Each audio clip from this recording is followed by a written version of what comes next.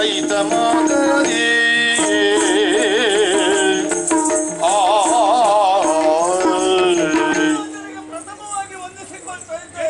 ಶುಭವಾಗಲಿ.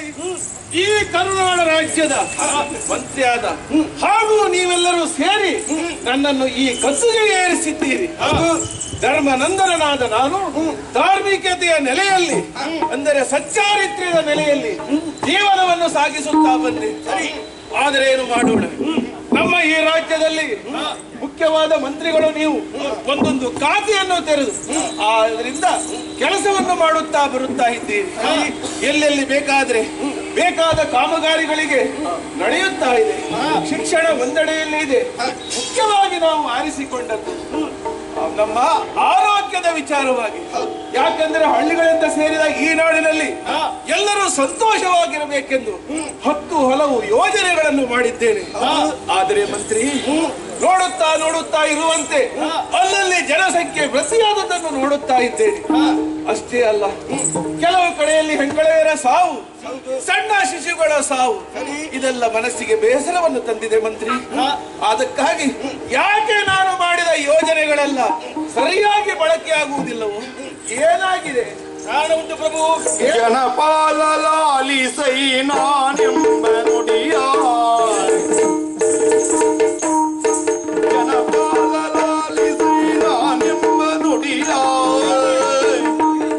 ಜನರ ಮಾನಸದಿ ಬೇರೂರಿದ ವಿಷಯ,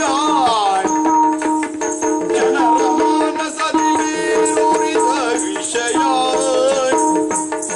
ಜನರಿಂದಲೇ ನಾವು ಮಾಡಿಸಬೇಕು, ಜನರ ಹೃದಯನು ಮೂಡಿಸಲೇಬೇಕು.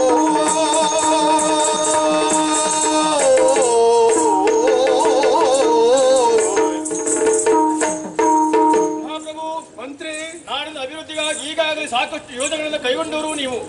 ನಾವೆಷ್ಟೇ ಯೋಜನೆಗಳನ್ನು ಕೈಗೊಂಡರೂ ಕೂಡ ಜನರಿಗೆ ತಲುಪುತ್ತಿಲ್ಲ ಎಂಬುದಕ್ಕೆ ಕಾರಣ ಉಂಟು ಪ್ರಭು. ಅವರ ಮುಖದಲ್ಲಿ ಸಂತೋಷದ ಛಾಯೆಯನ್ನು ನಾನು ಕಾಣುತ್ತಾ ಇಲ್ಲ. ಕಾರಣ ಇಷ್ಟೇ, ಏನು ತಲುಪುವುದೇ ಇರುವುದಕ್ಕೆ ಪ್ರಥಮವಂತಹ ಕಾರಣ ನಮ್ಮ ಈ ನಾಡಿನಲ್ಲಿ ಹೆಚ್ಚಾಗುತ್ತಿರುವಂತಹ ಜನಸಂಖ್ಯೆ ಹೆಚ್ಚಾಗುವುದಕ್ಕೂ ಕಾರಣ ಉಂಟು. ಹುಟ್ಟಿದ ಮಕ್ಕಳು ಬದುಕುವಂತಹ ಭರವಸೆ ಅವರಿಗೆ ಇರುವುದಿಲ್ಲ.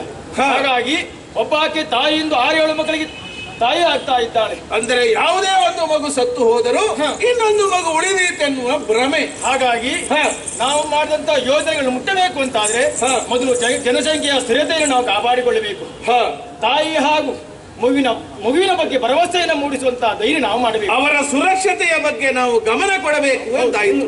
ಆ ರೀತಿ ಮಾಡಬೇಕು ಅಂತಾದ್ರೆ ನಾವು ಮಾಡಬೇಕಾದ ಮೊದಲ ಕಾರ್ಯ ಇಷ್ಟೇ, ರಾಷ್ಟ್ರೀಯ ಗ್ರಾಮೀಣ ಆರೋಗ್ಯ ಅಭಿಯಾನ ಎನ್ನುವಂತ ಆಂದೋಲನ ನಾವು ಮಾಡಬೇಕು. ಪ್ರತಿ ಗ್ರಾಮದಲ್ಲಿ ಆರೋಗ್ಯದ ವಿಚಾರವಾಗಿ ತಿಳಿಯಪಡಿಸುವುದಕ್ಕಾಗಿ ಇದರಡಿಯಲ್ಲಿ ಕೆಲವೊಂದು ಯೋಜನೆಗಳು, ಜನನಿ ಸುರಕ್ಷಾ ಯೋಜನೆ ಇರಬಹುದು, ಪ್ರಸೂತಿ ಆರೋಗ್ಯ ಇರಬಹುದು, 24 ಗಂಟೆಗಳ ಕಾಲದಲ್ಲಿ ಪ್ರಾಥಮಿಕ ಆರೋಗ್ಯ ಕೇಂದ್ರಗಳಲ್ಲಿ ಸೇವಾ ಸೌಲಭ್ಯ, ಹಾಗೆಯೇ ತುರ್ತು ವಾಹನದ ವ್ಯವಸ್ಥೆ.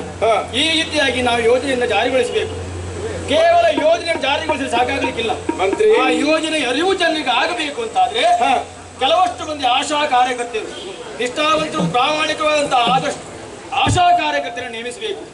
ಅವರು ಹಳ್ಳಿಗೆ ಸಂಚರಿಸಿ ಈ ಯೋಜನೆಗಳನ್ನ ಜನರಿಗೆ ಅರಿವು ಮೂಡಿಸಬೇಕು. ಸರಿಯಾಗಿ ತಲುಪುತ್ತದೆ ಗೊತ್ತಾಗುವುದು. ಒಟ್ಟಿನಲ್ಲಿ ನಾವು ವಿಚಾರವನ್ನು ಮಾಡಿದ್ದೇವೆ.